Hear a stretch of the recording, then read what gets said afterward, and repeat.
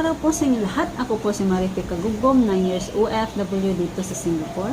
Sumali po ako sa OFW Got Talent upang maibahagi at maipakita ko ang aking talento. Sa panahon ngayon, napakaraming banyaga o impluwensya. Mahalagang hindi natin kalimutan ng ating sariling kultura.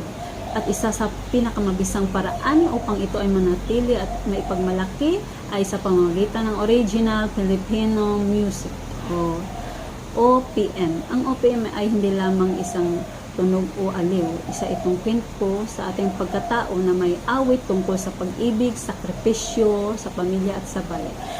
Sa bawat himig ng liriko naroon ang puso ng Pilipino. Sa pamamagitan ng pagtangkilik sa OPM, pinalakas natin ang ating industriya lokal sa musika.